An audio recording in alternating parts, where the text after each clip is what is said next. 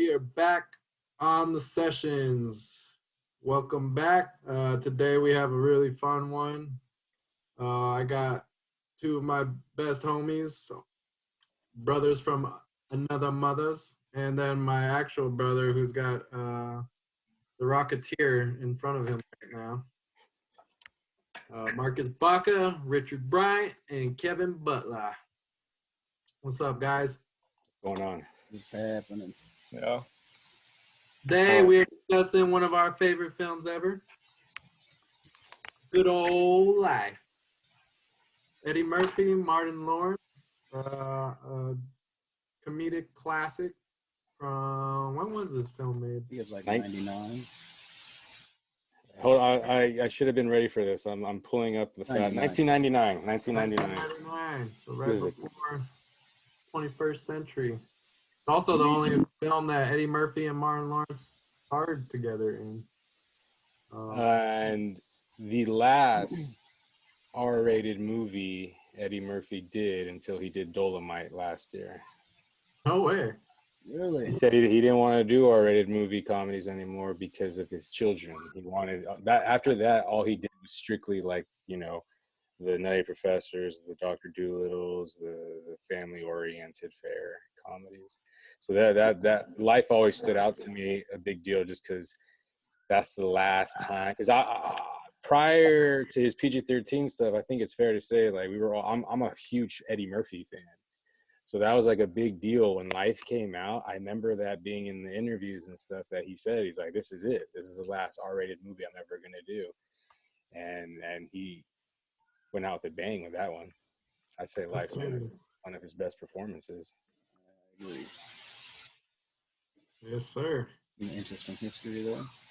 So a quick synopsis. We're going to have a lot of spoiler alerts on this, so if anybody hasn't seen it, don't... If you haven't seen this, you got a lot of things to rectify. This movie's been out since 1999. There's no excuse. And you're welcome ahead of time. Yeah. We're throwing you a big bone here. Yeah, people's worlds are going to get rocked that have never seen this. I think it's even more timelier now than ever, too.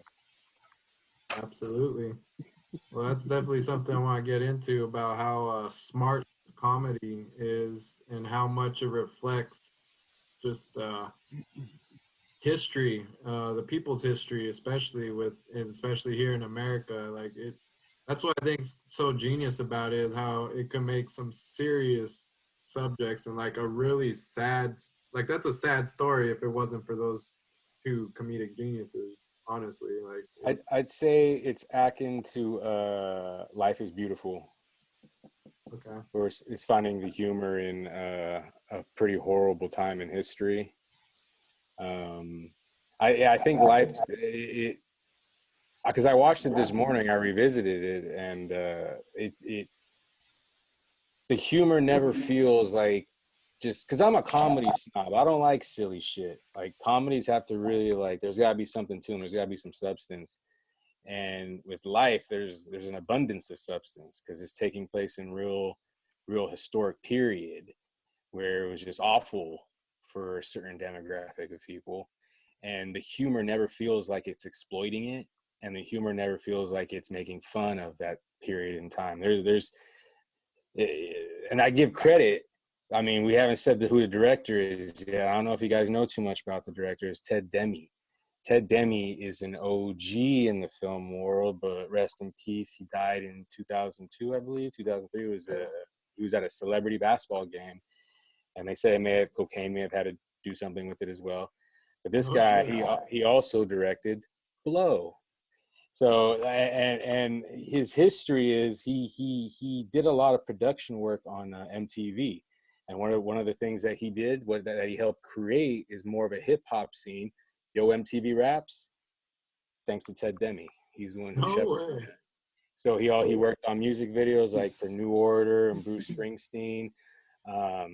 He always worked with Dennis Leary. Him and Dennis Leary had like this great collaborative relationship in the early 90s that really helped catapult Dennis Leary into his, what's now known as his famous stand-up routines and whatnot. But like Ted Demme, and that's why Dennis Leary produced Blow. They've always had a collaboration with each other. But like that's just another factoid. Ted Demme helped usher in Dennis Leary to the comedic world. But he always, obviously, with everything I'm saying, I say all that because he knew how to tap in. I don't want to say with the youth, but he just knew how to tap into the culture, pop culture.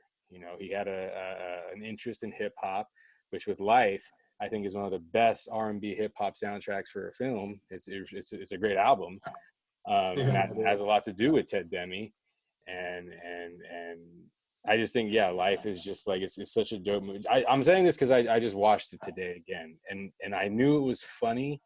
But I think more than ever, it touched me even more this time. Where it's like this one like past the realm of like a genre. Life is just really, and still to this day, it's still very underrated.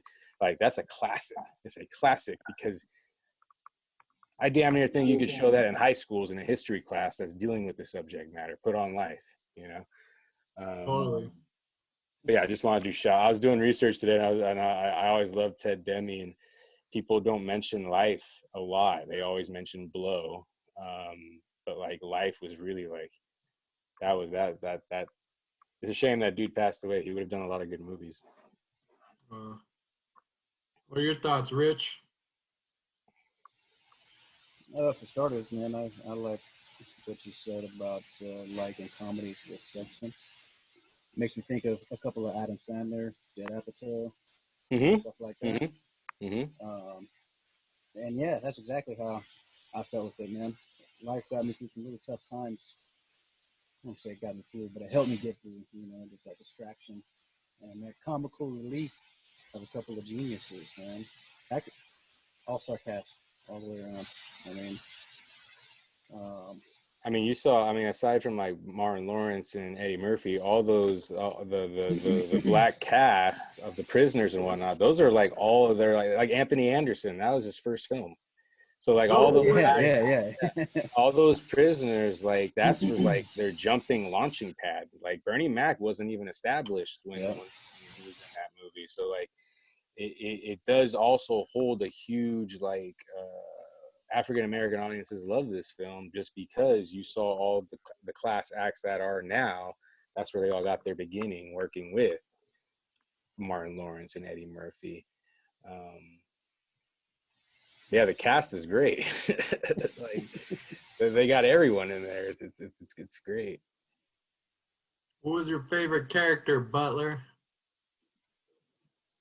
Jingle eggs. Yeah, I was gonna say Dangling. There's so many, but Dangling is definitely one that stands out. Good old Bernie, huh?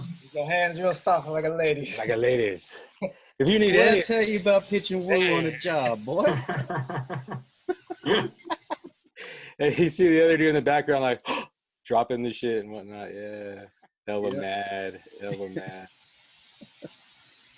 But who is the one who basically committed suicide at the gun line? Just went for it. Oh. They weren't ready to go back. That whole. Oh yeah. That.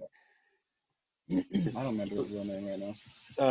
Well, the actor's name is he has like almost like a Latin sounding name. It's like a Miguel Nunez or something like that. I forget what his name is.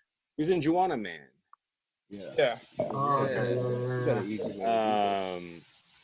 And that shit was hella real too. Like that's what I'm saying. That kind of scene peppered in where like he got shot. He was scared to like be a free man. Like the psychological toll that I think without being even so violent, like or dark, like 12 Years a Slave, that scene right there just kind of like serves in a nutshell like what it was like, you know what I mean, as far as like the psychological trauma you do to someone. Even now today with this whole COVID thing, there are people saying the reports are, like a lot of people are socially or emotionally struggling with this whole thing, being kept in one place and not being able to do anything. That's fucking rough on the mind. But that was that was a tight moment in the movie. Yeah, it's a Biscuit.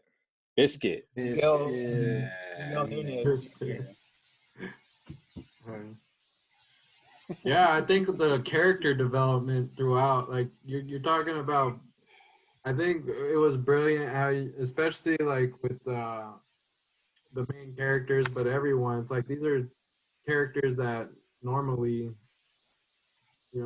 society says they're there's the worst of the worst, you know, like lifers in prison during that time too, chain gang type mentality. Like these are guys who shouldn't even be able to have any type of community, and yet I like how they showed like how these guys all came together in prison, and you know, even if it's not the reality of what the prison life would be like, you would kind of hope that there would still be humanity, Humanity. Yeah.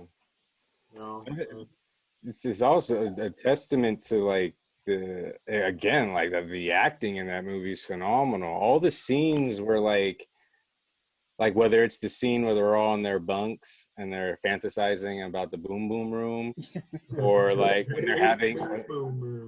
they're having lunch and like every prisoner has like some sort of sarcastic line in that scene. There's always someone saying something funny and almost just like it's I'm curious if that was all like improv, but like those scenes are just comic genius. How like it feels so natural, the conversations and the things they're retorting back to each other. Those scenes are genius. I really love how they all played off each other really well. But then that's like the genius of comedy and humor. You're getting these characters that are laughing, they're making you laugh. We all feel good and comfortable with these characters. They got us. We love these characters. And that's what's cool about this movie. I don't know about you guys, but it's almost like every time I watch it, I always notice a new character tick or a line that someone says. Like I never caught the when they're old men and Martin Lawrence is a character. It's Claude and Ray, right? Claude and Ray. I already know what Claude you're talking about. Claude's like, I'm going to sleep, and then Ray's like, I hope it's the long one.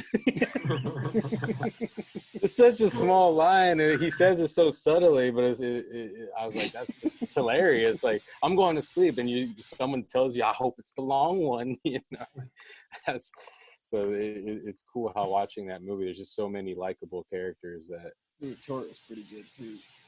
Oh yeah, well I hope you wet the weak ass bladder. Well, And if I do, I'm gonna throw the sheets on you. The best part of that too is Martin Lawrence starts laughing at that point, man. Did you see him? Yeah. You see his teeth laughing. Yeah.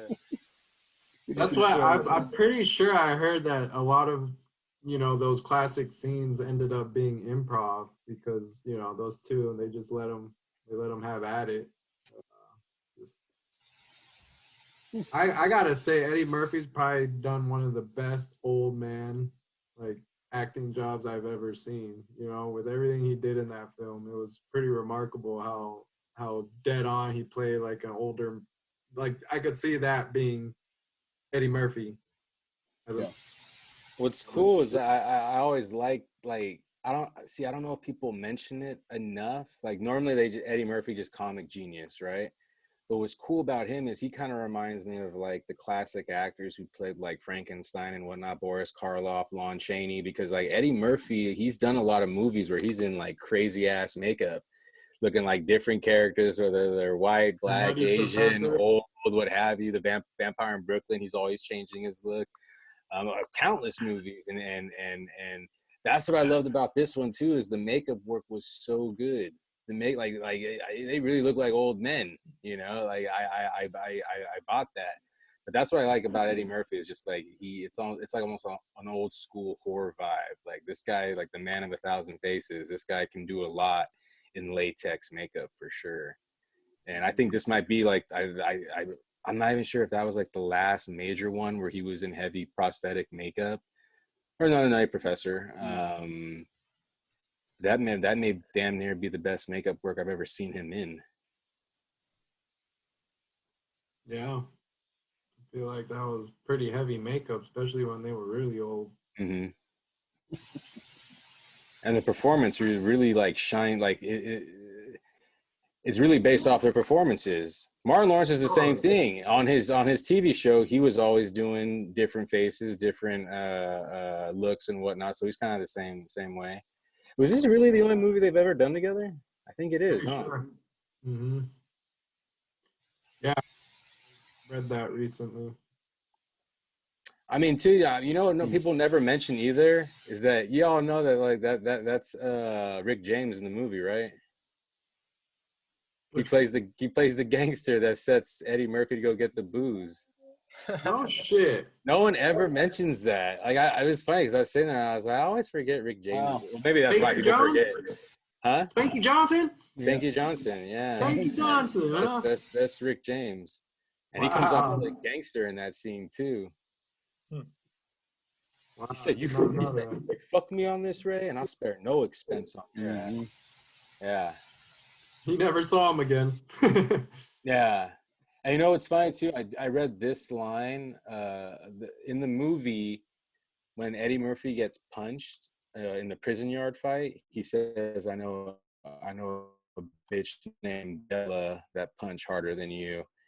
That character Bella was in Harlem Nights as a character who beats up Eddie Murphy's character in that movie. So that's just a cool little touch for anyone who loves Harlem Nights. It's a classic. There's like a weird shared universe there between those movies.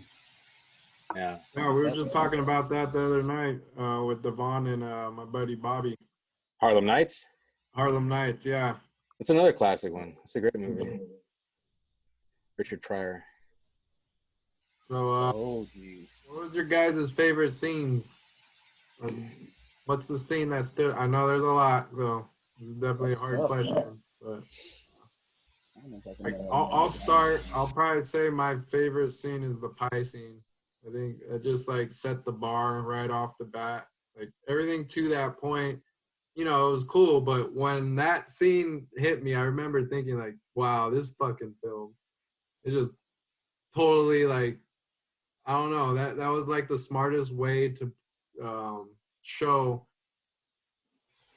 so much subliminal presence in the South would like feel like, you know, like it really felt like, damn, this is exactly what kind of reaction they'd get walking to a little diner in the South, you know, and just the way that that whole situation was hilarious. It's interesting with that scene. The scene was originally supposed to be shot where Eddie Murphy is offended and upset about what's going on, and Martin Lawrence is the one who's saying like, let's go. They tried it so many times and it just didn't vibe. So then right away when they switched the roles of just saying, okay, have Eddie Murphy be the one like, hey, be cool, it actually played out like a hell of a lot better. Like, that's cool. That's interesting to know. Like, I think that's remarkable about the filmmaking process and knowing, like, having the right team, having the right director, everyone involved. Like, creativity is tough, especially a lot of heads involved, and being able to like pivot like that in the moment and just say, all right, let's try it from a different angle. I think that's so important in filmmaking and just in creation in general. And it's cool when you see it, hear the story behind it like that. a lot of the best movies have that. You know, I think it's very rare when there's a movie that there are directors that are dictators, James Cameron, Stanley Kubrick, you know, like where it's like it's their way, the highway, their vision's 100%. But I think that's rare. I think like the movies generally that are really good is because, you know, the collaboration, there's no bad idea. You can't have an ego about it, right? You know, it's just, hey man, if someone's got a good idea, I want to hear that shit, especially in comedy. I think it has to be that way. It has to be that way. Touch multiple people. Yeah. Good ideas from people with different backgrounds. That was your favorite scene, the cafe scene. Yeah.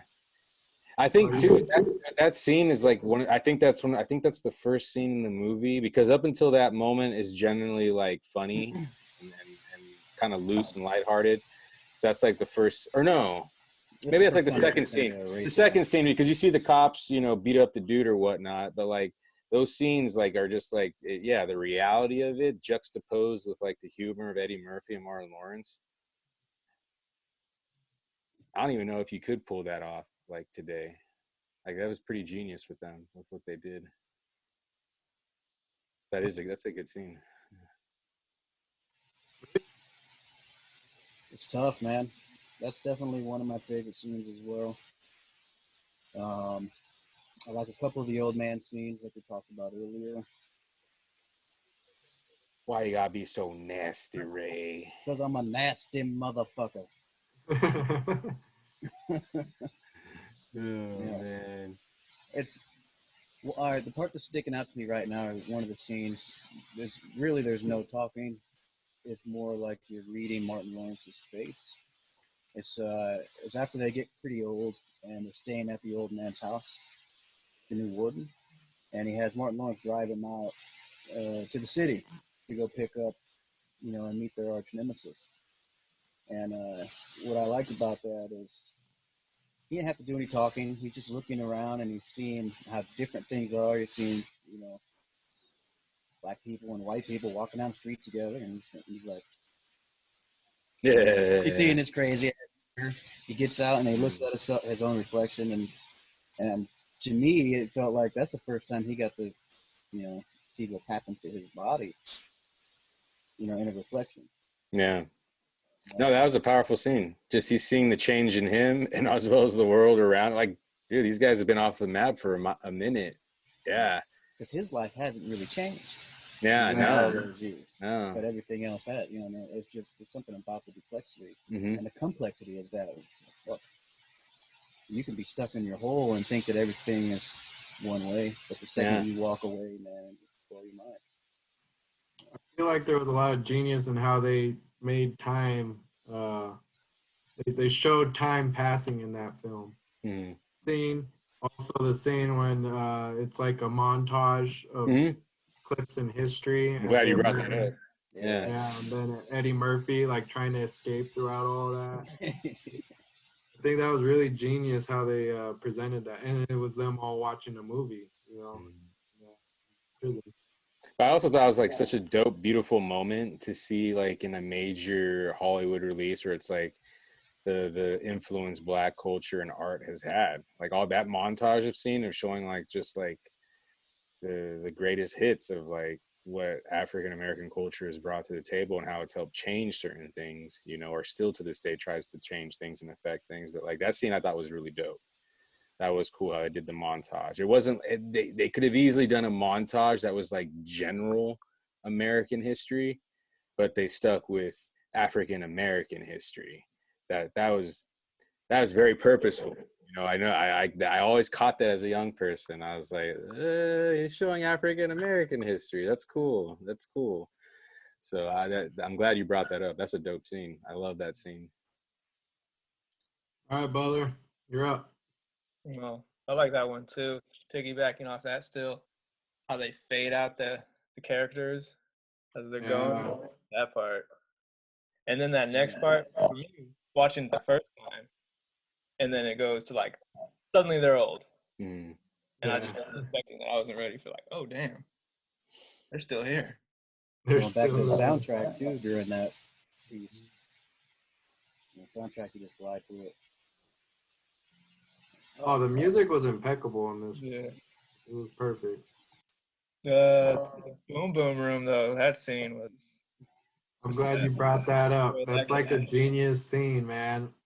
Especially when you consider how many actors were involved in that. And that almost felt like that was improv because they were all just going at it, And I thought that was a genius scene. Yeah, I like the way it went. It just bounced around like, hey, what are you going to be doing? Oh, I'll be over here doing my little, and then, oh, yeah. And then at the end, he runs in, just, I'm breaking it all up, and just tied it back in. I mean, that movie has so much heart because that's my favorite scene of the movie, like bar none. Because like even like the way the event, like it's an epic scene when they go into the Boom Boom Room. Their set design, they're all in polished clothing. Again, these are dope, strong images showing Black culture in an upper class setting, as opposed to what we've seen for so many years, white people in that setting. Like that whole scene was just like so dope with just the messages or the what the imagery is trying to convey. But like then you're seeing like this like at this point it's like the greatest hits of comedic actors. But back then, again, like they only Eddie Murphy and Martin Lawrence were the titans there. But like you see just the genius of having all these great comedic talents bounce off with each other. So that's great. But then also I love it because of just how like that's basically like represents their first night or whatnot of all them bonding as prisoners or whatnot. Like they're stuck. Like there's got like I was like what Samuel was saying earlier, the humanity of it all is like that's kind of a cool scene where it just sets the stage of like it's gonna be the friendships and ties that we have here that are gonna get us through. Like every time there's fresh fish, you know, it's like, hey, this is what it is, you know, and we're all sitting here bullshitting, and then capturing just that, just the homies bullshitting, you know, like we when we tell stories or make, you know, when we have our guy moments or whatnot, we say crazy shit, and it's like they capture that perfectly. Yeah. So it just it feels like such a real scene, just like because the acting's on fire, the imagery's on fire, and good character development and writing, like everything, just that scene is just so dope. Because then after that scene, you know, you're like, all right, we're watching something special. Like this is a dope movie. Like if there's any hesitation, if you're not digging life after that scene, just turn it off, walk away. You don't get it. Yeah. Get it. So like, I think for that's when I knew it. Even as a kid, I was like, this movie is tight. This is some dope classic comedy shit. And I mean, have we even commented? Like, we watched this movie a lot. Like, literally had this film memorized forever. Forever. Go ahead, Rich. I just wanted to say that, you know, one thing we haven't talked about that I've always found interesting about this movie is how it reflects, and I'm going to use this with purpose, is the injustice system. You know what I mean? Like, yeah, sure, crooked cops, you know, they get set up and all that kind of stuff, right? No spoilers. But, you know, the sequence of events that happens with that, you know, you take it to the boom boom room, we'll start there, right? High class, black culture, in come the police and shut it down, right? And that just shuts the whole scene down. That's it. And it's funny, right, the way that it happens for the viewer entertainment, but that's real. Set up a room. You know, but you move forward in the sequence, and then you get down to again where they're old and they're living with the warden. He finds out that they're unjustly in prison, you know, for 60 or however many years at that point, 40, 50 years. And he's getting ready to send them, you know, give them their pardon, and then he dies, and they have to stay longer. You know, he dies on the shitter. Yeah. But it's just like, you know, the racism in that movie, that you know, the way that it's portrayed, and in the way that justice system is portrayed, and how it happens and continues throughout, you know, their years and years and years in prison. Just, it's really interesting to me. My dog keeps barking, and I might have to go stop him. But it's really interesting to me the way that that's portrayed, and it has always caught my eye, especially when I was a cop in the military. You know what I mean? Like, I would just watch that, and I would just see how people would handle situations. That can't be me. I won't let that be me. There's no fucking way, man. These are people's lives. Anyway. No, you're right. That movie definitely, like, it paints a great picture of just the injustices, where it does make you think, like, wow, shady cops, a law system that doesn't like have too much oversight, like it. But then what I like is showing the reality of it. But then I also like that it is a hopeful movie, just because like that guy when they go to the big house, you know, like that kind of took me by surprise when he gets emotional and he's just like, I'm not your boss, you know, like he knew like this is wrong. And so that scene itself, like the movie captures just like the horrible, like just the reality of it, right? Which is probably 90% of the time. But it also like balances it out, I guess, with just like the movie is very hopeful, I think, for people who are in a situation that is tough. You know what I mean? So I did like that. Yeah, it is. Well, it shows the importance of like camaraderie in dire situations, you know. And I like the fact, I think, Rich, you can comment on this, because I feel like it kind of, without being our story, you know, it's similar in the fact where we didn't like each other when we first became, you know, got to know each other. I like how that it showed the friendship being built off of like terrible circumstances where they, like especially Claude hated Ray, and how it just developed over time where after enough time being stuck with this guy, like he ends up becoming his best friend. And I think that's cool to show like it don't matter what what your first experience is with the person. Like you spend enough time with a person, you're gonna find something that you connect on. And Yeah. I think that was a smart message that was built into the film at the core, is like this idea of friendship being built out of dire circumstances, and like that was the heart of the story, was that guys ended up becoming lifelong friends. Hey, that's interesting too to me because when I was watching this movie the other day, a couple of things stood out that Marcus was talking about little things that the more you watch it, the more you see, right? Well, Claude spends his time blaming Ray for being in jail. And I was just thinking about it like, well, okay, if he gambled and they had to stay longer, blah, blah, blah. Okay, I see that. But you look at the big picture, Claude put himself in that situation. He owed the wrong people money, didn't pay up, wasn't going to pay for his dinner, and he wasn't accepting that. And so instead of accepting what his own circumstances had brought him, and openly to us, so the viewer becoming real with that, instead he put it on Ray. Even though Ray went out on a limb and saved his life. And that was his first act after pickpocketing him as a friend. Yeah. Ray is for the people. It's for the people. Claude was about himself. Yeah. So, There you go. there's something there, right? It's like sociologically speaking or whatnot. There's something there. Like Claude wanted to be the banker. He wanted the nice primrose job. And Ray's the everyman blue collar guy trying to make ends meet and whatnot. But you see the difference in like, yeah, Ray knows he's try to steal from him, but he's not about to let this square die. I was say he's just some square, bro. Like he doesn't need to be killed like this. And that's when Rick James is like, what? Well, so what's that say about me? What the fuck does that say about you? Like what's up, but no, that's cool. Yeah. There's something interesting there, for sure. Mm-hmm. For sure. And it's like his hatred for Ray in the beginning was based off of, semi falsehood. Mm-hmm. Mm-hmm. Mm-hmm. And he just wasn't looking at the full situations. I didn't notice that until this last time I watched it. And out of the probably 100 times that I've seen that film or more, and that just goes to show that people are people. Life. Yeah. Life. Exactly. This movie's so wide.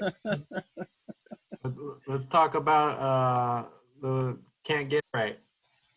Oh, shit. I thought that was a cool character. Just the dynamic of, here's a guy who can't talk, can't. I mean, he was basically a mute, right? Can't talk. I mean, I guess he could see. Ends up having a better skill than anyone and being able to just fucking hit the shit out of a ball. Ho. One Talking of my about favorite scenes. Which one? You just brought it back to me. Can't get right. Bang the warden's daughter. Yeah. Listen. Pregnant.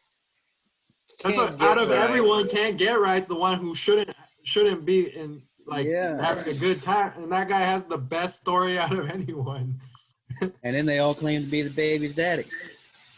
Fuck to save Can't him. Get Right. Fuck Can't Get Right. I don't like Can't Get Right. I don't like it. He's a horrible character. He was living the life in prison. He's banging the warden's daughter. He's a star athlete.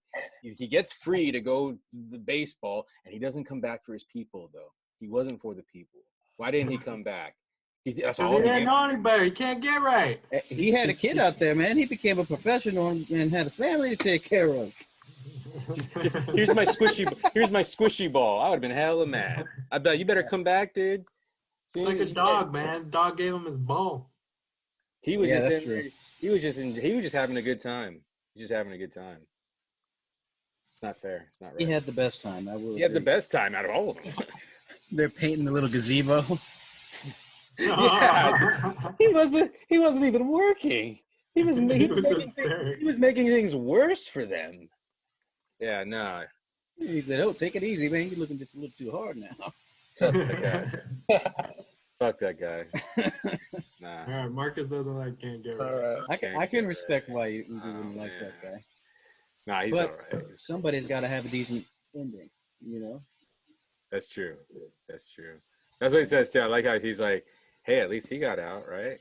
That's what you Yeah. wanted." That's And that kind of settled it. That showed like, you're right. You're right. You're right. Yeah, it's still hard though. Man, you feel for those guys, man. You feel for those guys in that movie. Like, Well, that scene especially, that's what they ended up making them not talk for. the shifts change. Yeah, the shifts change. Yeah. And it's fun. In that scene when he's on the bottles, his foot, his toe actually went into the bottle. That was Oh, real. that really happened? Yeah, and so like Eddie Murphy couldn't stop laughing, or who was it? He did the old man laughing too. Yeah, Eddie Murphy like- was laughing at him. Yeah, like that was real, and he was just like, and like they went along with it for a little bit, but then the director was like, "Whoa, your toe's really in there. Like, we gotta stop this." Yeah, Eddie Murphy killed that old man laugh there. But no one's talking about Warden's homeboy. You got What did he call him? What did he call him? This here is Hoppin' Bill. Hoppin' Bob. Yeah. Hoppin' Bob. Hoppin' Bob. I was gonna bring him up, but I was gonna wait. Man, in the dream sequence, put all the dishes in my car.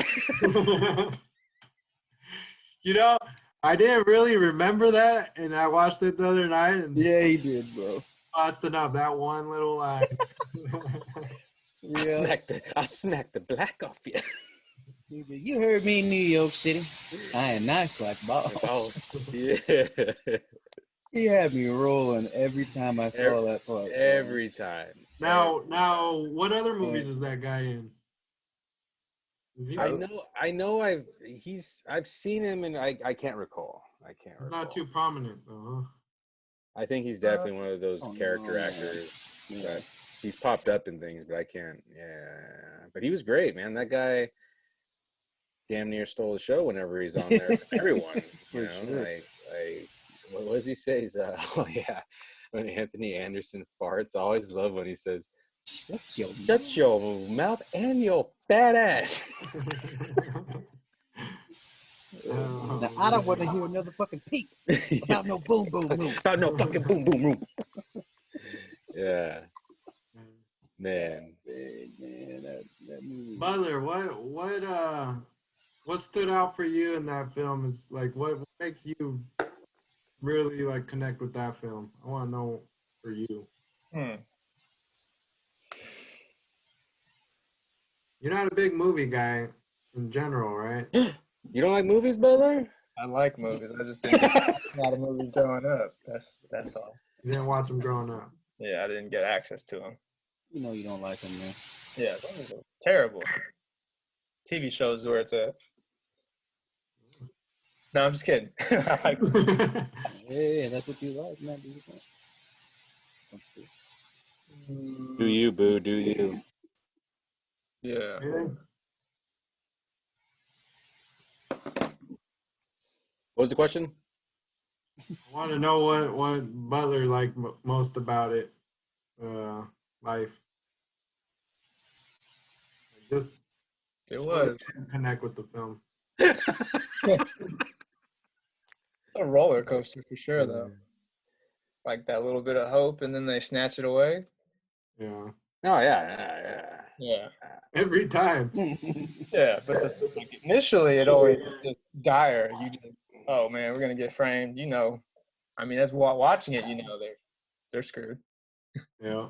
I mean, in general, their situation gets progressively worse, I think, through the movie, right? Until like the end, when they're old men and whatnot, they just keep. Well, it's like one bad decision after another. Yeah. In the beginning, like you're already in a bad spot because you're going down to do bootlegging in an illegal when it's in Mississippi.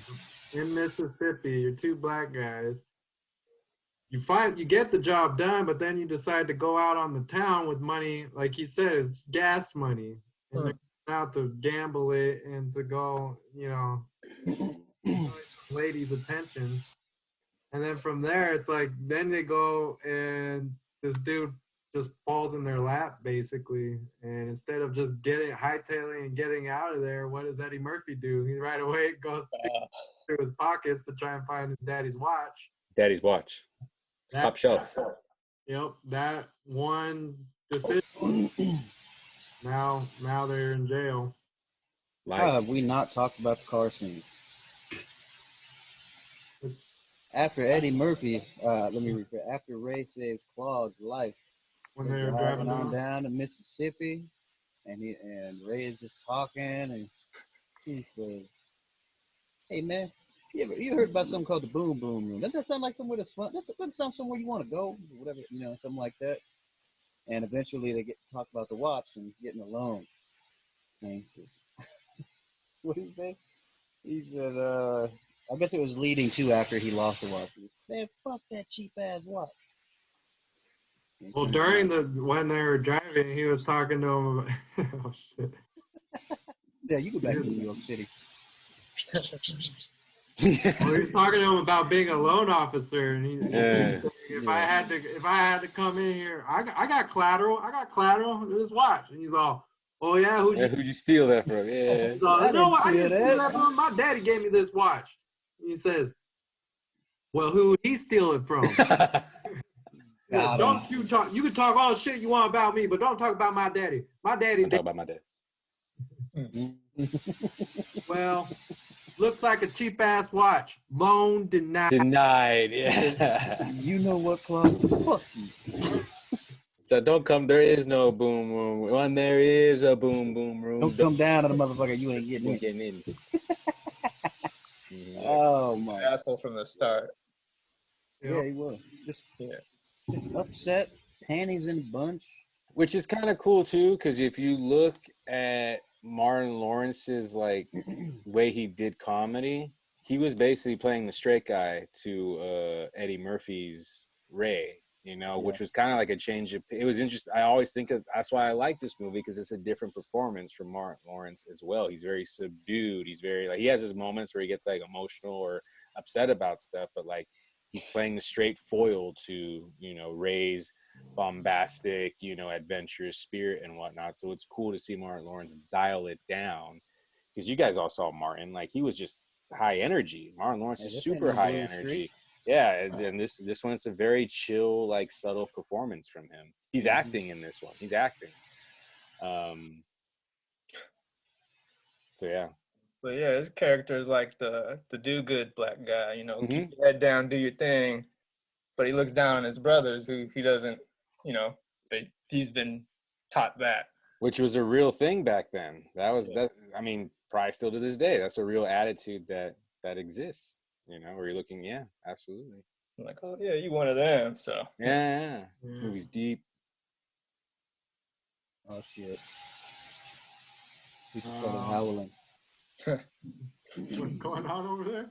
So every night at 8 o'clock since quarantine started, what the hell is that? People are howling.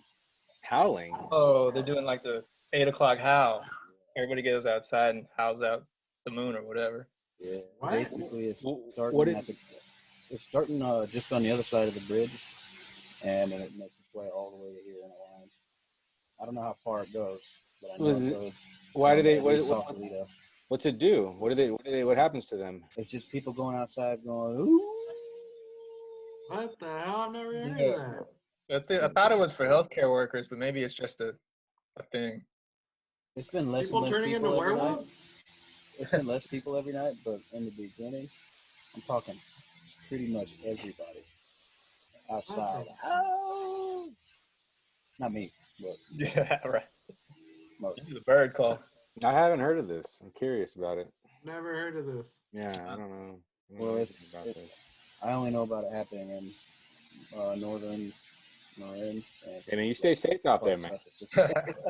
Sounds like you have some werewolves on your hands. You got some wild shit going on over there, dude. I got crossbows and hatchets. I'm Van Helsing up in this motherfucker. I don't give a damn. Well, what else can we talk about with life? Prison complex. I don't know. The prison complex, the prison industrial complex. Profit through prison. I don't What remember was the it? first time I ever saw it. Yeah, that's a good one. When was the first time that everyone saw this film? I don't remember it even being in theaters. Came out in theaters, but obviously, it's what's interesting is his mom was the one who showed us Life. They watched it first when it became available on VHS for rental. But that's why I always thought this movie was really well done, because there's humor in it, but like it is a historical piece. And mom was always, she'd be more willing to show us things that were dark and heavy if it was real. And so I think with this movie, it's not like a slapstick film. There's like real shit going on in this movie. I think that's why she showed it to us, because it's like, this is real. You need to know. This is historic. This is happening now. Like, this is racism, like. So we saw it. I remember when they rented it, I always thought, wow, they made it really easy to like put this one on for us, because that's like pulling teeth with Eddie Murphy, So with Life, like they put it on, and we're just, I mean, even as a kid, I think we were just blown away by it. It was like, holy shit, like this was a dope ass movie. But theaters, it came in theaters, but like I think the budget was like 80 mil, and I think worldwide they only made like 70, so it wasn't a hit or anything like that. Which is insane. It came out during the summer blockbuster release time, and it kind of just came and went. That's insane to me.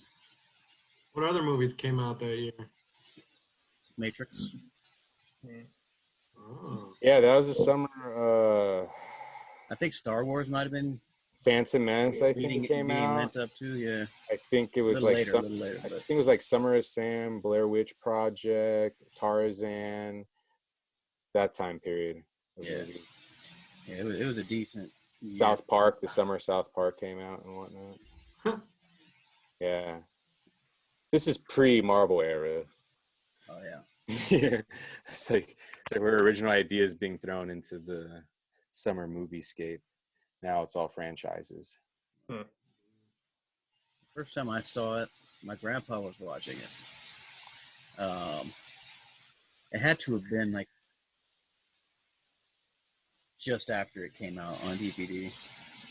But I just remember I walked in the house, and I just hear laughing. What the fuck is this guy laughing at so much, man? It sounds like a good time. I need to be a part of this.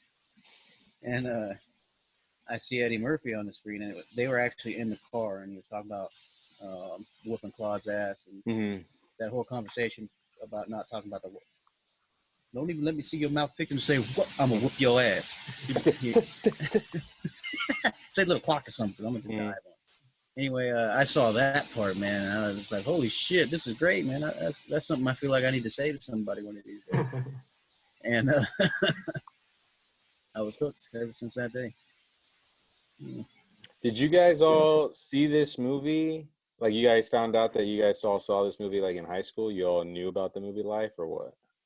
I feel like me and Rich started connecting on this movie when I was in New Mexico and he was in the military, because we would always just talk about the lines from the movie. Like, we ended up just doing our own dialogue of the movie based on text thread. To this day, I wish somehow we would have saved those text threads that we did during that time. I forgot about those. Texts back and forth that I've ever had with anyone. Just random, but ongoing for a long time. I think generally this movie finds its way into our conversations and jokes probably generally every time we're all hanging out. For sure. Yeah. Yeah. There's so many classic lines that just fit for pretty much any facet of life. You could throw life. That's what's funny. It's like the name is so perfect for it in so many ways. There's a connection to everything in this film. I think what's cool too is like at its core too is it's about friendship.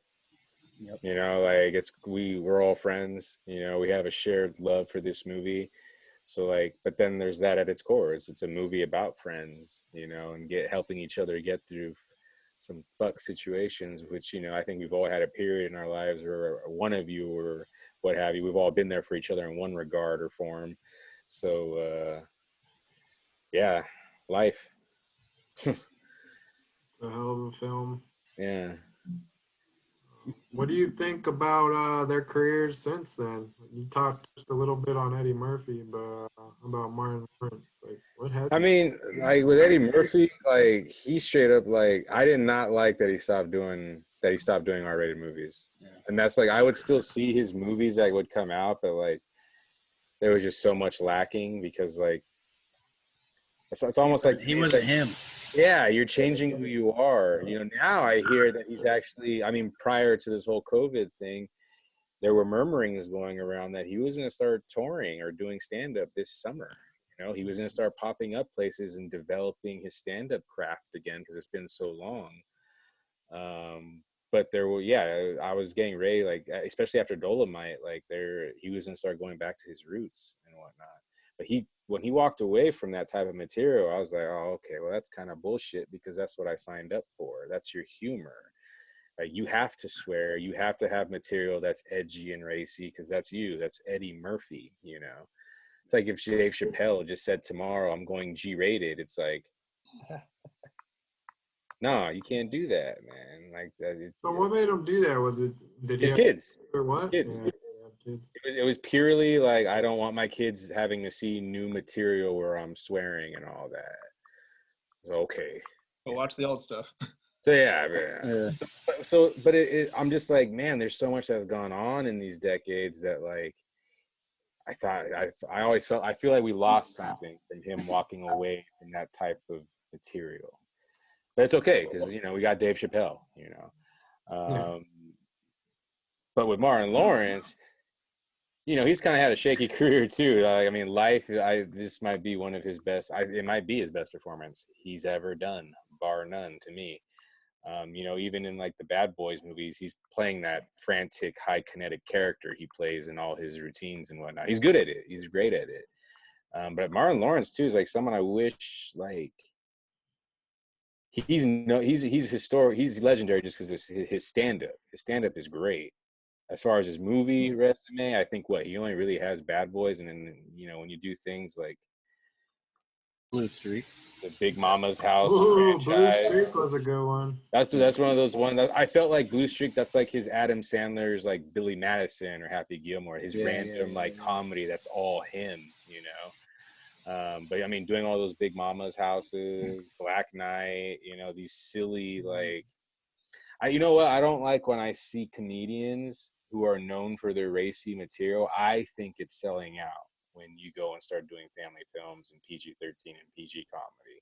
That's where it doesn't translate. Your energy does not translate to that medium. So I've always had issues with that. You know, I'm glad Robin Williams just went dark. You know, he did his comedies, he did his family comedies, but like when he switched it up, it's because he's doing dark shit. You know, he didn't say I'm just going to do G movies now. I'm just going to do Disney. You know, so I think kind of like that same thing happened to Martin Lawrence. He wanted to get paid and start doing things that like got him $50. Yeah, you know, and it's really cool when you see like Dave Chappelle, man. Like this guy, like everything he puts out is really it's him. You know, even all the way to Half Baked. You know, like it's not changed. I mean, that's why he walked away from Chappelle's show. They want to start telling him what to do with it or whatnot, and it's like no, that's not how this works. You know, so there's something about artists who don't do that. You know, like Marlon, I'm gonna go do Black Knight and Big Mama's House Part 20. Like, yeah. So when you ask about Martin Lawrence's career, like I think I have more of a nostalgic appreciation of for him. I think Life is his best film. But like as far as like his career in film, like I don't think he even ever topped this outside of like Bad Boys 2 and Bad Boys 3. Yeah.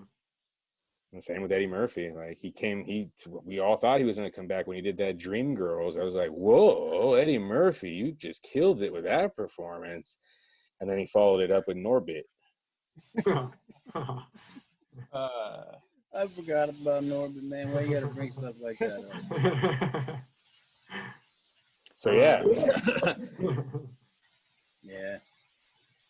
I That think Tyler Perry I Medea. think this movie was the height of their powers. I think this movie was like a great culmination of what these guys have to bring to the table: an intelligent acting, great jokes and humor. Like that's why Life is. I always hold Life as a special, like as far as their era of comedy. That was like the height of both their powers. I think. I think they caught magic in the bottle with it. Yeah, I'm surprised they've never done anything together since. I really am. Mm-hmm. Well, Well, kind of what like you're you said. describing. Like they chose paths in their careers where they weren't really trying to do those like Mhm. comedies. They just decided to, maybe it was for the paycheck. They both had families and they decided, you know what, I'm just gonna take care of my family. Yeah. You call it selling out, or you just call it, hey, it is what it is. Some people decide, I can't imagine what it's like to be a celebrity in Hollywood and have a family, like especially the stardom that these guys reached. Like I'm sure at some you saw it when Mhm. like just disappeared. It's like Mhm. some of these guys, especially when they play such real roles and stuff, they need to step away and just kind of be them again. So I can get that, but as a fan, I'm with you, man. I wish we could have seen a lot more from Eddie Murphy these past few decades. I just wanted to be clear what I meant by money is because Life didn't make money. Mhm. That could be considered on paper as a bust. Yeah, no, for sure, for sure. I think that's why it'll always be kind of like that underrated cult classic, like kind of like Harlem Nights. Like Harlem Nights isn't considered as classic as some other comedies that start some of these guys, but like it has like a cult classic status to it, and that's because Harlem Nights too. Harlem Nights has its serious moments, So that's why I think it's almost like a subgenre of itself, where it's like a movie it knows how to balance humor with like drama. Shit.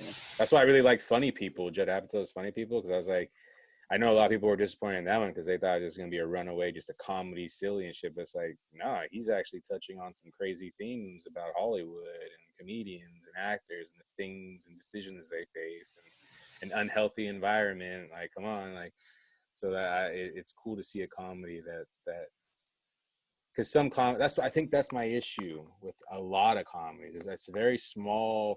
I have a small list of comedies that I really love, but like a lot of comedies, it's too silly to where it takes me out of it, or it's playing like too safe, where it's like this is a weird representation of like the world. I don't buy any of this, and now you want me to laugh at it. I can't do it. It's weird for me, comedies. So that's why I like ones like this, where it's like it's funny, but not at the sake of making fun of something or being demeaning or rude. It's like it's real, like natural humor in response to like serious situations.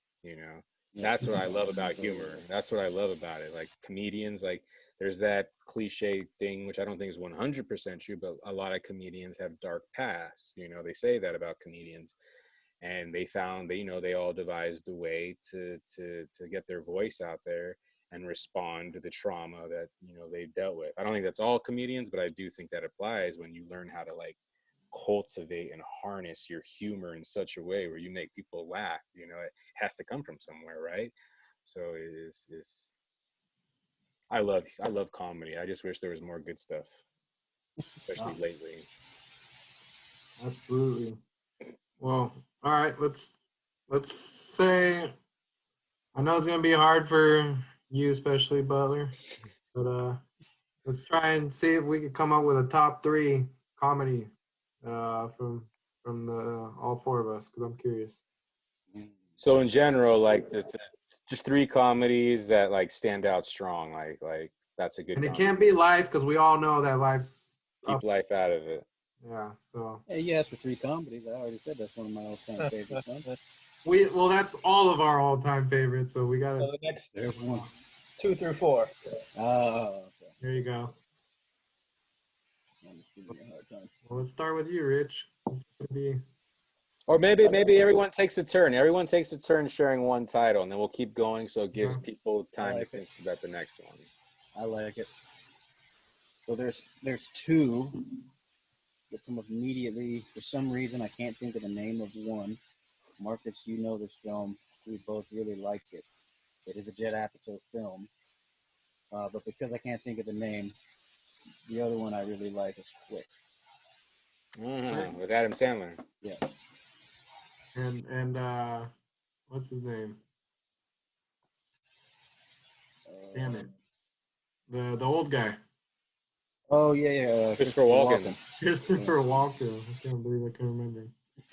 Click. That movie fucks me up, man. Yes. That one gets emotional. That one touches. Out of nowhere, too. It's like, whoa, why? Why you do this to me? I didn't expect a wonderful life. That's a good one. Click's cool. We'll leave that. That's Rich's first choice. Rich's first choice. Good one. Butler's next? Yeah, we didn't think of Butler. I don't know. Super Troopers was funny. I remember that. Ooh, that's a good one. It's a good choice, man. Super Well Troopers played. is fucking hilarious. One of the best openings in a comedy ever. Like one of the best. Yeah. Snozberries taste like snozberries, bro. He eats that bag of weed. Man, and the Autobahn couple and whatnot, just like, what in the hell is going on here? And all the weird, just homoerotic stuff. Who's that one deputy or whatever that they're always just giving shit to? Farva, dude, just all that weird shit with him. Like the shenanigans. Yeah. Which Shenanigans, that restaurant is the same restaurant in Waiting with Ryan Reynolds. Little trivia if you guys know. Oh, That one. that's another good one. Waiting Soon. That's a good choice, brother. Super Troopers. That's a great comedy, man. I like that one a lot. What made me laugh really hard? Yeah. Everyone always tells me, because I think Senyo likes this one too. Those same guys did Beer Fest. I've never seen Beer Fest though. Oh yeah, I saw that. Yeah, Beer Fest is good. They never made the Pot Fest, huh? I don't think so. So at the end of Beer Fest, they alluded where it's Willie Spoiler Nelson. alert. Yeah. But I don't think they ever did anything with that. Weren't they crowdsourcing, or whatever? Super Troopers 2. They did do that. I never saw part 2. Oh, I didn't know if it ever made it. Oh yeah. They made part They 2. made it. You didn't see Super Troopers, Rich? That one you dig, bro. I think that I've seen the opening scene that you're talking about, but I never watched it past that. It's so It random. didn't do it for me. It's an interesting one for sure. I feel like you would really enjoy that. There's some scenes where I'm like, dude, that would kill Rich. Like he would Yeah, I feel like there's dying. some comedy in that you would really like. The Autobahn couple, I think Rich is gonna love. Doesn't the deputy take them home with him? They're all in the back room with his wife and whatnot. Yeah. All right, Marcus, you're up. I gotta pick. Okay, so I will always think this. Adam Sandler is a fucking comedic genius. Now, what he's been doing maybe the past decade, not so much, but he's done enough good things where he earns his spot, at the pantheon of comedy greats. And I'd have to say my first choice, Billy Madison.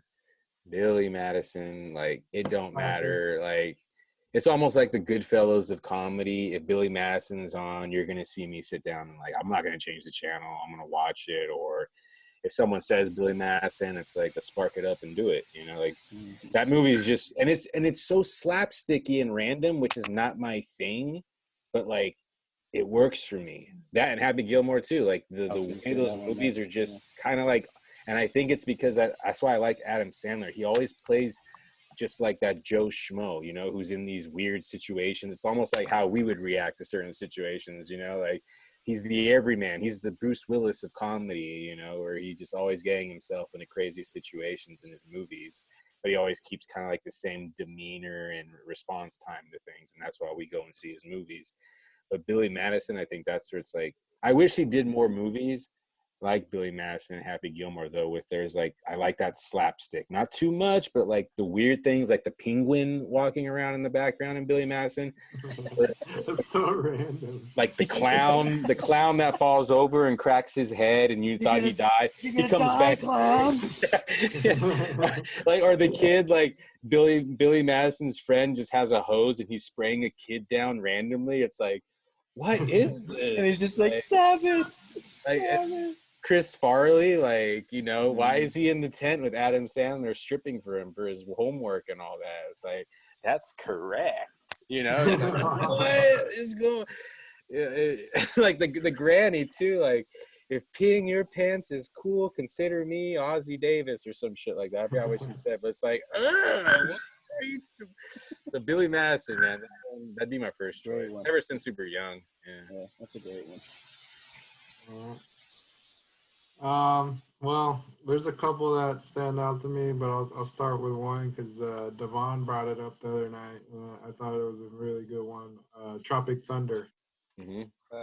I just think the kind of like we were talking about with Life, where it's a big cast of comedians that all kind of have to play off of each other. And I think in Tropic Thunder, considering how many stars were in it, I think they did a really good job getting them all to, you know, spread out the screen time and really capture their characters really well. And I just think Robert Downey Jr. playing that character, just like, that's legendary that he pulled that off. And then I think one of the greatest cameos ever is Tom Cruise in that movie. So there's a lot of good things from that film. That's another one, kind of like Life, where you see it and like you're like, this is a special movie, you know. Just like Life, the cast in that movie is wild. Like, they have everyone in there.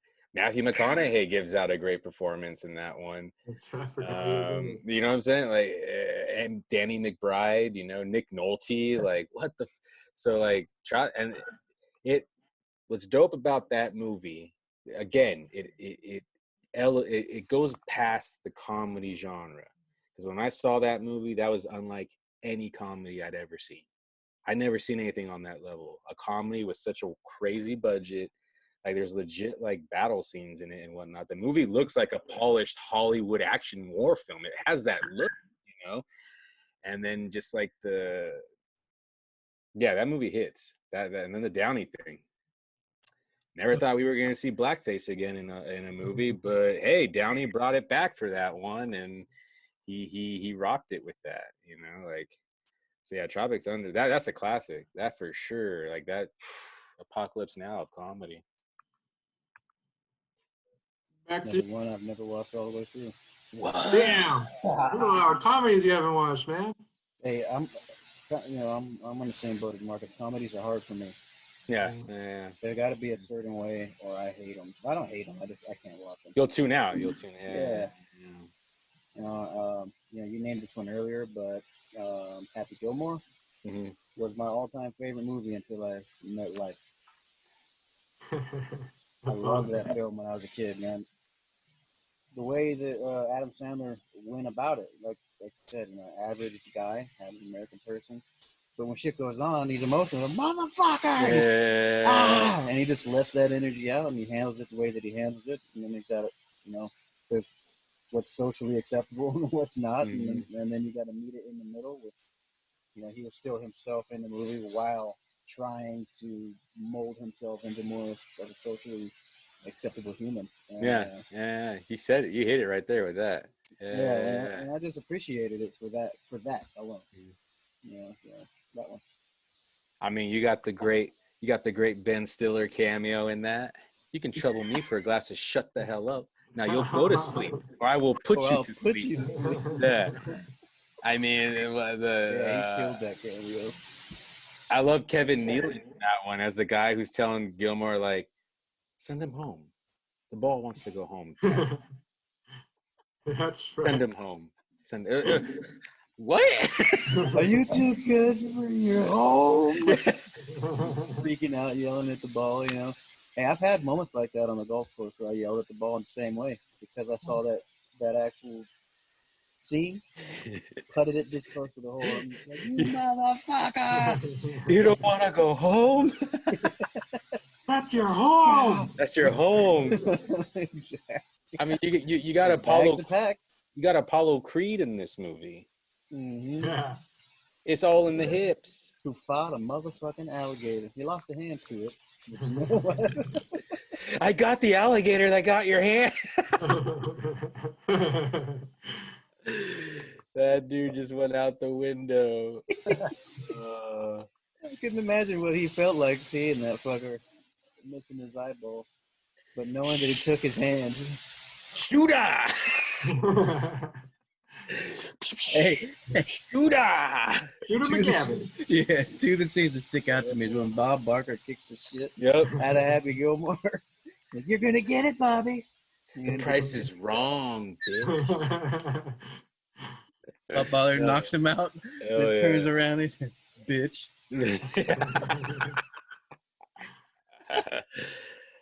Butler looks upset. You don't like that scene, do you, Butler? He's like, I hate Happy Gilmore. All right, it's cool. Hey, I know which one you like, man. All right, what's your next one, brother? I like Rush Hour 1 or 2. Ooh. No. You gotta pick You gotta one. pick one or Which two. one's your favorite? You Which do. one's your favorite? Yeah. Ooh. I know what you want to say, Butler. What do I want to say? Go ahead and say it. Just say it. It's okay. It's okay. It's gonna be all right. 2? Yeah, that's fine. 2 is great. That's my favorite. As long as it's your favorite, then. Hey, What? 2 Are you is funnier kidding? than 1, but 1. When That's Jackie great. Chan's looking through the thing, he's like, "Oh, slow down, baby." Snoopy. Dude, I love Snoopy. And I love Snoopy too. Give me that shit. Nah, Rush Hour 2, Senior. I think we saw that like multiple times in theaters. That was the one. Yeah. That's There's a good always one, man. Damn, brother. Yeah. Nah, Rush Hour Well was a classic. I mean, Well, here's the thing. Rush Hour was dope. When that first Rush Hour Yeah. came out, dope. Yeah. But then part 2 came out and it was like doper. Just and that raise it. doesn't happen very often. It doesn't, Yeah, no. it doesn't happen often. Because I don't believe in comedy sequels. Usually comedy sequels are shit. Yeah. I was a little hesitant on the whole Rush Hour 2 thing. I wanted to see it, but I was just like, man, like part 1 was great. But then part 2 just like, it just elevated everything. Everything was just, I mean, Jeremy Piven at the end as the fashion guy for him. He's everything he was, I don't remember, but everything he was saying to Chris Tucker was genius. Yeah. Just the way they casted it. I loved all the Asian casting that they did. Like a lot of classic actors were in that one. It just like it part 1, it's almost like part 1 was Godfather, but part 2 was Godfather 2 of comedy. Like it just, the sequel just got so much better. And that's why part 3 was shit. I did not Hey, like what's going on with your light? Who, mine? Yeah. Oh, it changes because your room's the brightest. Uh, The rest of theirs are a little bit more dimmer. you keep disappearing in and out. It's okay. All right, Shadow. you're up. We can hear you. Who, me? Yep.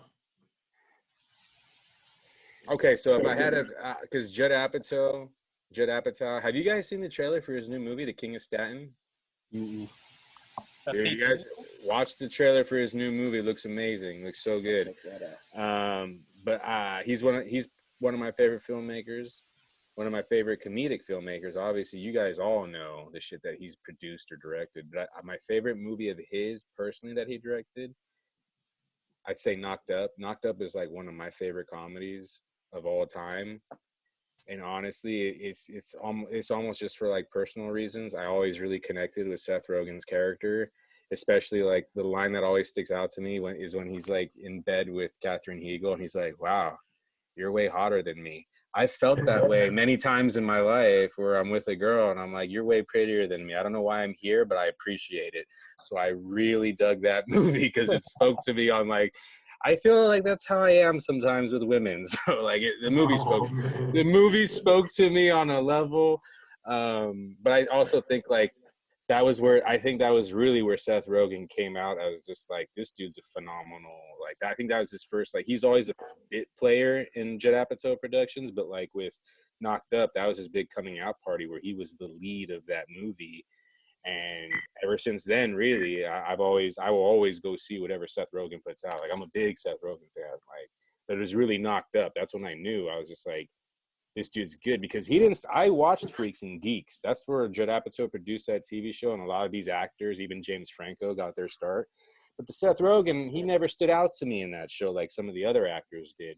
It wasn't until Knocked Up where I was like, wow, this dude's really talented. Like I could, even from that movie, I knew he could do dramatic stuff, which he's gone on to do and whatnot. But like, I knew from Knocked Up, I was like, Seth Rogen's a good actor, and still is this. That's one of my favorite comedies. I love Knocked Up. Good one. All right. So there's a couple that are sticking out to me right now.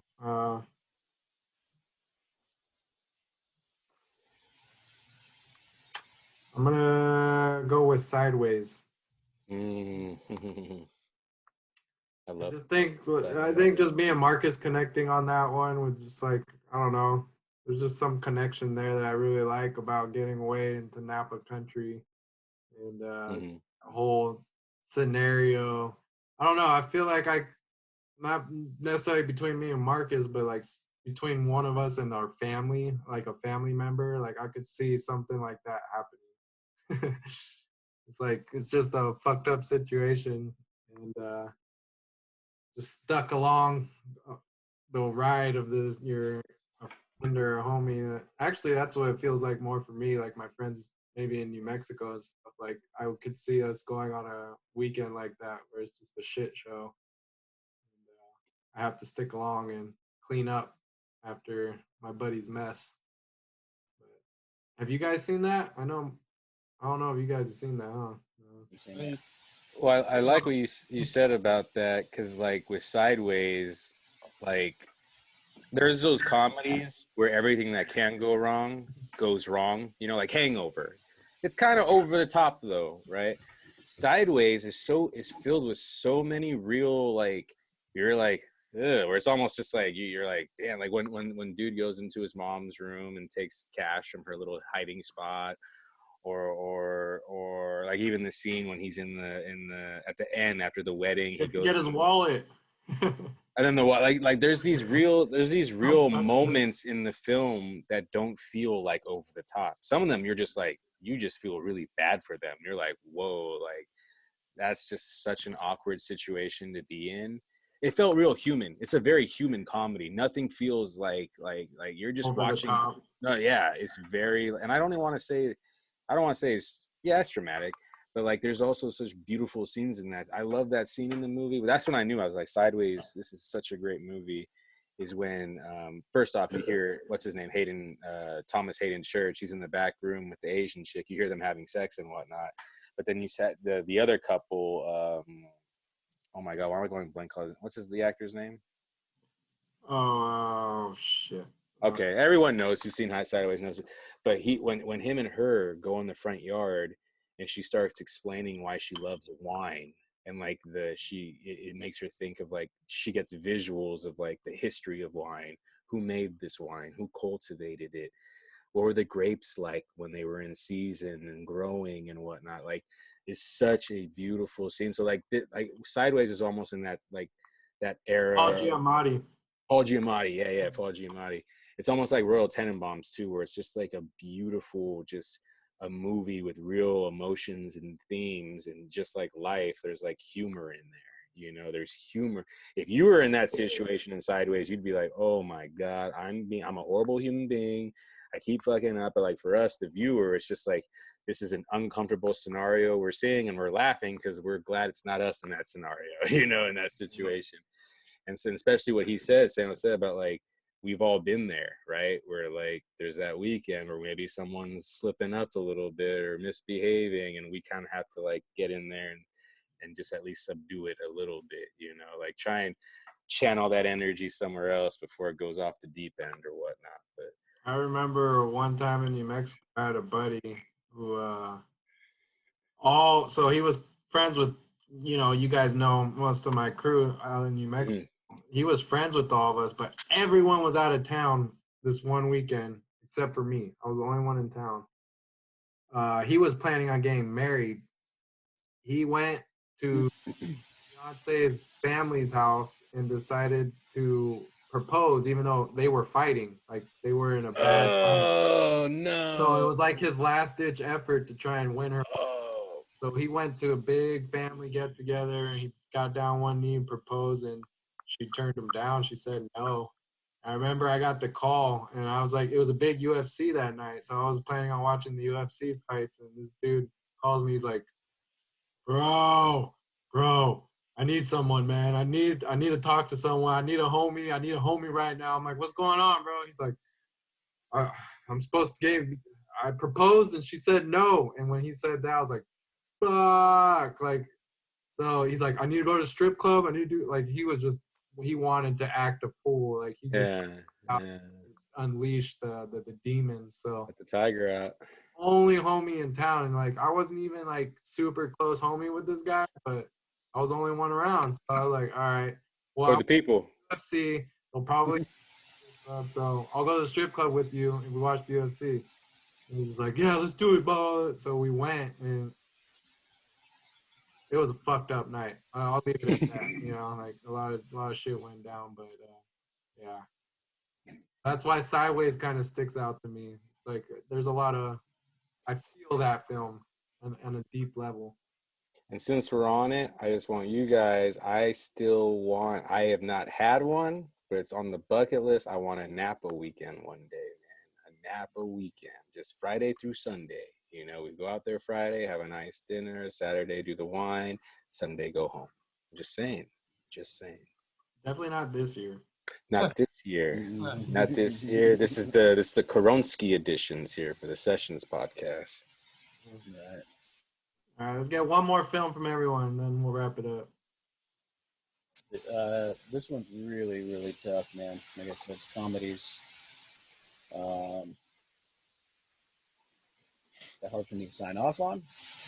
So a couple that are floating around, and I'm gonna have to choose one. But Pineapple Express, that's one. That was the other one I was thinking. That had me laughing the whole time. I watched that in New Mexico. That shit had me dying, bro. Dying. Was it The Last Boy Scout? Oh, Like that one. Bruce Willis, Damon Wayans, yeah. Mm-hmm. No, that's not the one I meant. What's the one with Damon Wayans and Major Payne? Adam Sandler. Bulletproof. Bulletproof, man. I kind of like Bulletproof. I haven't seen that in a long time. Yeah. You named Billy Madison. Damn, there was one more in there. I can't think of it. Anyway, I'm gonna go Pineapple Express, man. That's a great movie. That's one with Seth Rogen. And nobody said Monty Python either. I'm surprised. Monty Python. That's right. Yeah. The Holy Grail. 'Tis a flesh wound. The Killer Rabbit gets me every time, man. Killer Rabbit, man. Oh my goodness. Pineapple Express is great though. That's like such a polished stoner comedy. Because you got stoner comedies like that. Usually stoner comedies are kind of like indie cheap comedies, but like Pineapple Express, because it has Seth Rogen and James Franco, they really got to make something like, it's an interesting movie to look at. I like the way it's shot. And just obviously it's a Judd Apatow production, so you get all the marquee names to make appearances in it. Well, I thought it was really cool how they created like an action film out of a stoner. Yeah. Mm-hmm. You never see. It's like a mishmash of genres. Yeah. And it's like a buddy cop movie too. You got these two dudes who are opposite totally personalities that they're kind of thrown into a crazy situation together. I think Danny McBride stole the show in that film for sure. That was his coming out party. I think, yeah, after that, we all wanted to see more of that guy. Saul, right? Saul. Yep. Yeah. Yep. All right, Butler, you got one more name drop in you? Yeah, I got some. Oh, Well, I'll go with Next Friday. yep. Epps. Mm, I like Yep. Friday, obviously Chris Tucker, but yes. Mike Epps is really. You got Day Day. Yeah, Day Day was a great character. Day Day and Roach, Nice. right? Roach was the dude. hmm They were cool. No, next Friday. That's That's a good one, dude. Good we all one. grew up with that. I think that's the classic one we all loved. Like Baby Joker. Yeah. Don't look at me. Don't look at me, little puppet. Like, no locked doors. Yeah. No more locked doors. Gracias. Yeah. What's the line, Rich? What say? Hundreds and fifties. Big ass titties. Counting my green. Getting in between. Oh Big my ass god. No, that movie it has such a look to it too. You know, there's like the pastel colored houses, the blue jersey, Oh yeah. the aunt, the uncle, and What's his that, Pinky? the pinky scene. That's just if you haven't seen Next Friday, you're gonna be blown away by the pinky scene for sure. Like that was just genius casting.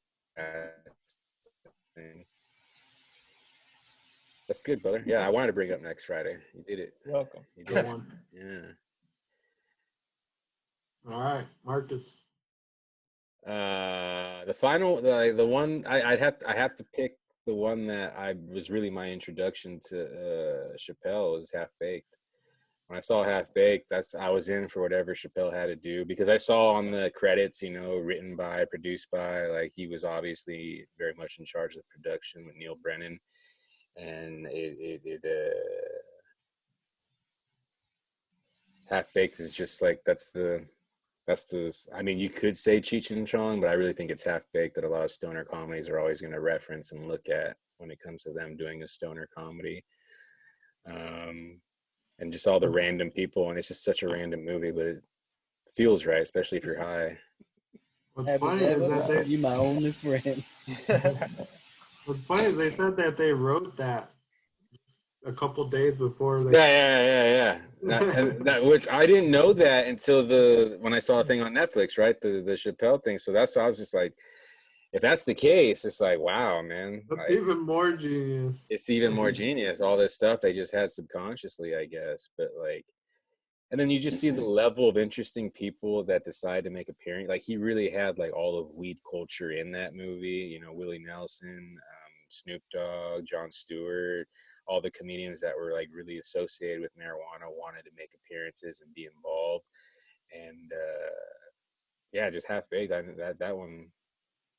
And the thing is, I can't say it's a perfect comedy, and that makes sense with what was learned in the Netflix documentary about what they said. There's like a lot of issues. It's not a very particularly well shot movie at all, but like it's just the energy's there for whatever reason. Like the vibe is real. Like it's he We just can tapped get into. away with that with a stoner film. Yeah, exactly, and that's a whole weird thing unto itself too. It's a stoner film. It's its own category. So what's intentional, what's not, I don't know, but it's I find Half Baked very interesting. It's an interesting comedy. All right.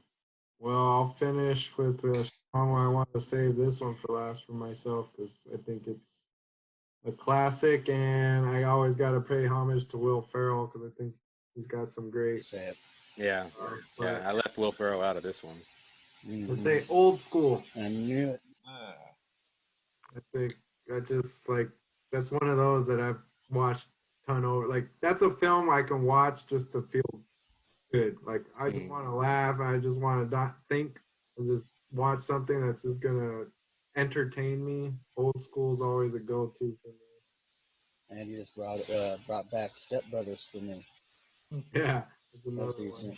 one. Yeah, I love Ferrell when he works with that director is Adam McKay. He directed Anchorman, Step Brothers, The Other Guys, Talladega Nights, which I think are like those are like the quintet of like great Will Ferrell comedies where he was just 100%. It's just their creative films. Old School is that one's a great one though. That's a Hangover director. Todd, the guy. Todd Phillips or Yeah, for Joker. Yeah. That I think actually. No, it wasn't his first film. I think he did Road Trip, right? I forget, but It was shit. Road Trip. yeah, Old School is great. I haven't watched that in a long time. Going streaking. Yeah. Come on! Everybody's doing Is it. KFC open? Get in the car. Yeah, in the car. Yeah. Fucking picking up. The Andy Dick scene where he's teaching all the wives how to suck a dick, the banana. Rough. There's so many.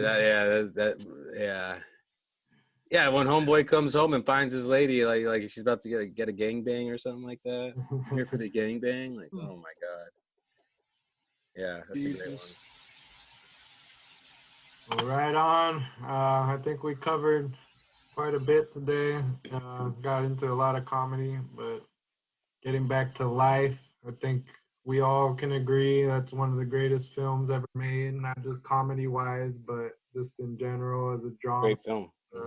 History film, lesson, and just character development, everything. So if you're listening, you haven't seen it yet, shame on you. Get out there, watch it. Let us know what you think. Yeah, Eddie Murphy and Martin Lawrence, definitely a classic. And it's definitely something that we've all created, we've had a lot of conversations in our friendship with. So thank you to the creators of life for making. Ted Demme, rest in peace. Yeah, rest in peace. Yeah. Well, thanks guys for coming on. This has been a great third episode of the quarantine edition of the sessions.